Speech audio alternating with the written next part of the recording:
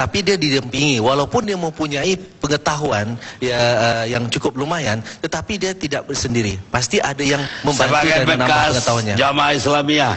Ya. Walaupun Anda, saya nggak tahu Anda masih orang asing atau udah Indonesia. Ya, yang ingin saya tahu itu, bagaimana Anda melihat perkembangan gerakan yang Anda memulai dulu, sekarang ini? Apa begitu melebarnya sampai banyak pengikut di Indonesia ini? Ya, sejak dari saat Nurdin dan Azhari beraksi di Indonesia, saya pernah mengatakan bahwa Nurdin Azhari ini tidak bisa beraksi tanpa ada dukungan orang lokal, maksud orang Indonesia, begitu. Nah, kalau tanpa ada keinginan orang Indonesia, itu tidak akan terjadi. Kalau misalnya tidak ada satupun orang Indonesia yang membantu Nurdin, maka Nurdin pun tidak bisa berbuat apa-apa. Dan kita melihat kemana saja Nurdin pergi berpindah-pindah, itu disembunyikan. Termasuk saudara Sonahadi juga pernah menyembunyikan Nurdin, begitu. Ya, artinya bahwa ada orang-orang dari yang sefaham dengan Nurdin berada di mana-mana, sehingga inilah yang mendukung. Nah, setelah tewasnya Nurdin dan Azhari, ya saya tetap mengatakan bahwa ini tidak bisa berhenti. Ini menunjukkan bahwa ada keinginan dari orang lokal ini, seperti saya dahulu yang difahamkan, yang merekrut saya, ya, bahwa harus mengembalikan negara Islam Indonesia, begitu. Karena mereka menganggap perjuangan Kartosuwiryo. Menurut Anda semakin banyak atau semakin sedikit sekarang? Dukungan semakin banyak, tetapi orang yang mahir melakukan itu, nah ini sudah berkurang setelah polisi banyak mengungkap. Tetapi dukungan bisa muncul pepi-pepi baru. Betul, potensi-potensi dari para remaja dan orang lain itu ada. Baik, Pak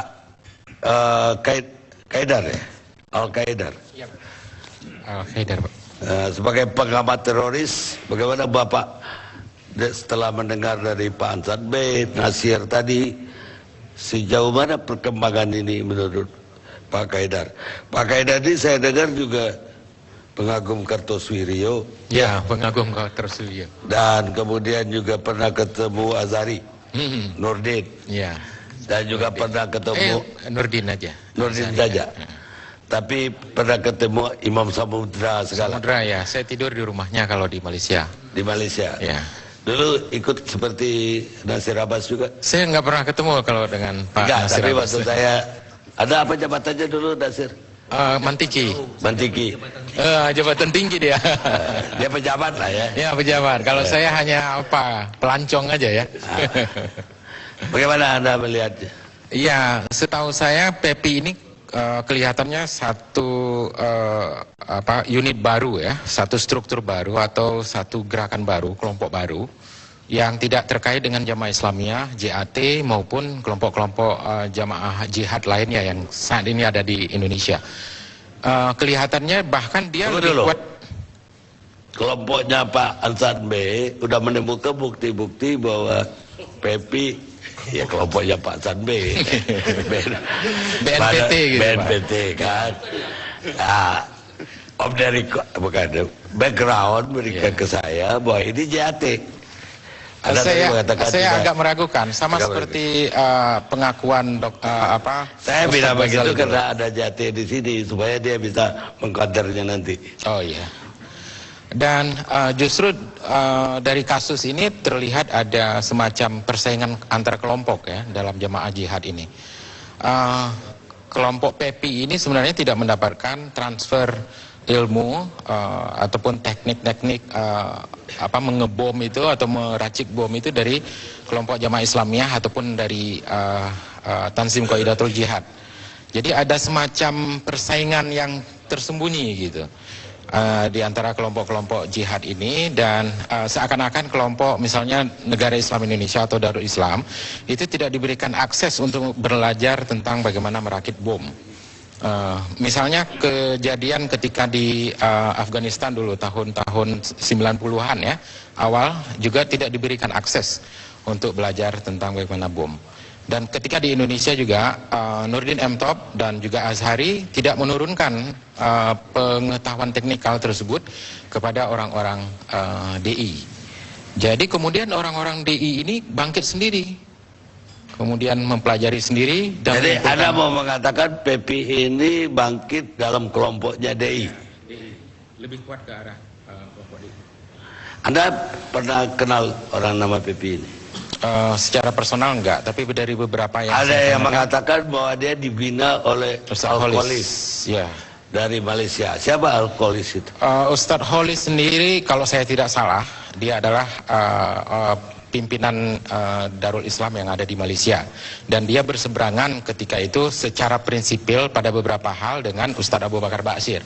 Makanya kuat dugaan saya dalam peristiwa atau kejadian ini atau kasus ini tidak ada hubungannya sama sekali dengan JAT dan kelompok-kelompok jihad yang lain, karena ini sama sekali berbeda.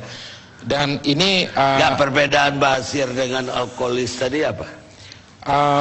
Dalam beberapa kali pertanyaan saya, mereka menyatakan bahwa agak kesal dengan Ustadz Abu yang agak tidak menghargai apa itu negara Islam Indonesia dan menuduh negara Islam Indonesia itu sebagai as-sobyah atau nasionalis. Jadi bagi mereka justru mereka harus memulainya dari satu titik, yaitu titik negara.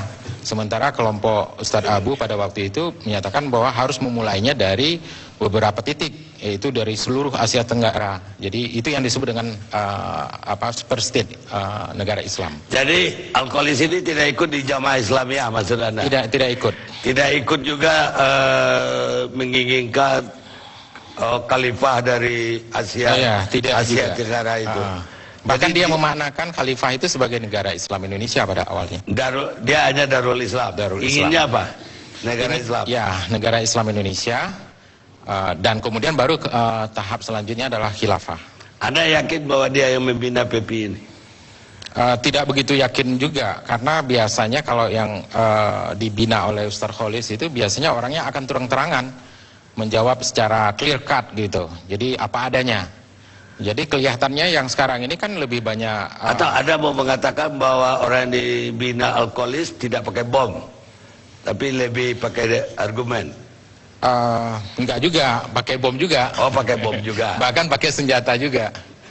Karena ada pelatihan-pelatihan askariah atau pelatihan militer yang perampokan SIM Bank Niaga di Medan. Ya, termasuk tergolong Ustadz Kholis itu. Ustadz Kholis, di kelompoknya Ustadz Kholis. Jadi ini tergabung di situ. Ya, tapi kita harus ketahui bahwa yang namanya kejadian CIMB Niaga itu bukan semata-mata satu kelompok saja. Ada 7 kelompok di situ. Yang bergabung. Yang bergabung di situ. Jadi ada semacam apa yang saya dulu sebutkan sebagai integrasi dari beberapa jamaah jihad. Pada saat-saat tertentu mereka mengalami apa yang disebut dengan split atau perpecahan. Tapi saat lain mereka bergabung. Pada saat-saat tertentu yang lain mereka bergabung. Termasuk jamaah Islamiyah. Termasuk jamaah Islamiyah. Baik pemirsa, kita tunda sejenak.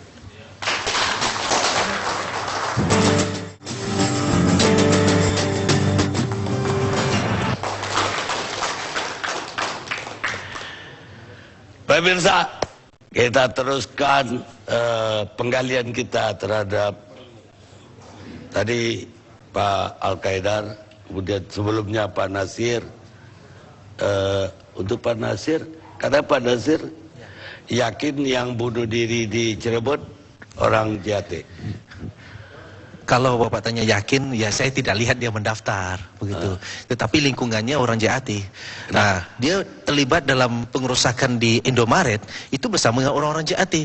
5 orang yang ditangkap oleh kepolisian itu orang-orang JAT. Begitulah.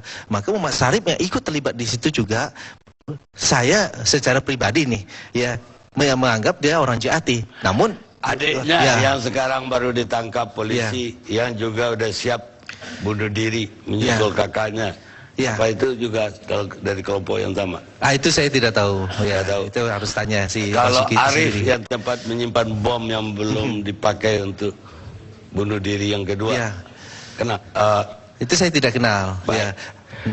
Hanya saja saya berasumsi, karena dia berada di lingkungan itu. Begitu. Pak Al-Qaidar, masih ada yang bisa ditambahkan dari tadi? Ya, kalau untuk kasus Cirebon ini memang agak unik ya, karena dia the lone wolf ya, serigala yang sendirian terlepas dari jamaahnya, dan biasanya the lone wolf itu sering dimanfaatkan oleh kekuatan-kekuatan luar atau kekuatan lawan, seperti misalnya kelompok intelijen yang iya bisa jadi ada kelompok-kelompok itu.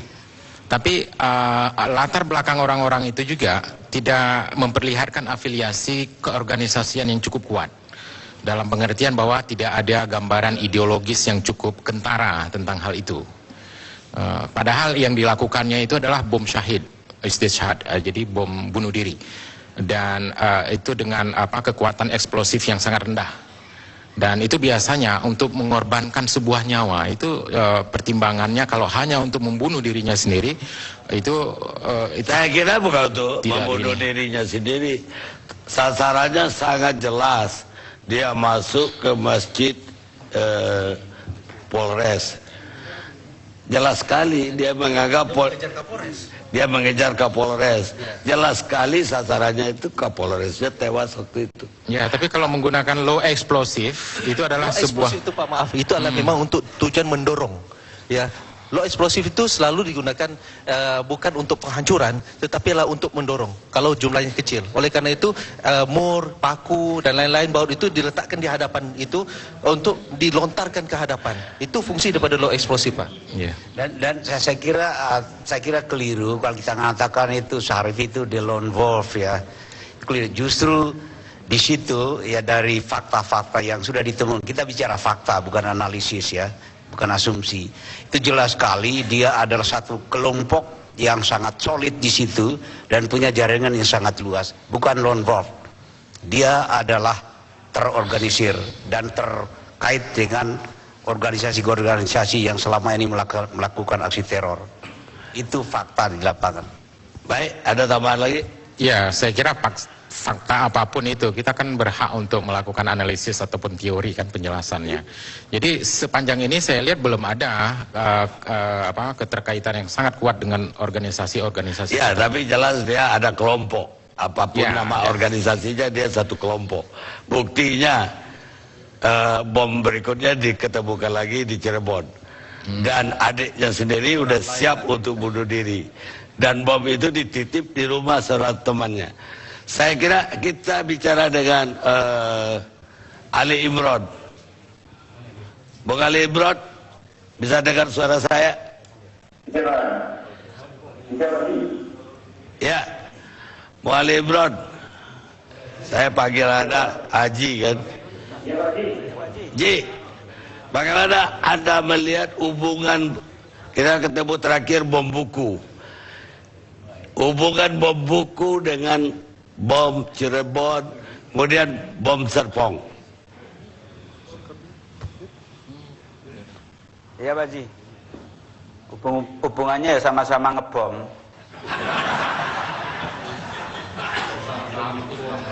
Apa ini terkait antara gerakan yang bom buku dengan bom Serpong atau tidak? Jadi menurut saya masalah terkait atau tidak, saya masih percaya kepada penyelidikan yang dilakukan, penyelidikan dan penyidikan yang dilakukan oleh kepolisian. Jadi menurut saya ada kaitannya atau tidak itu tidak penting. Ya. Sejauh mana menurut Anda kehebatan dari orang yang bernama Pepi ini? Dan ini udah kira-kira peringkatnya udah seperti apa? Sampai dia bisa memetakan Serpong, di mana pipa gas, strategis sekali daripada bom yang dulu Anda rancang di Bali.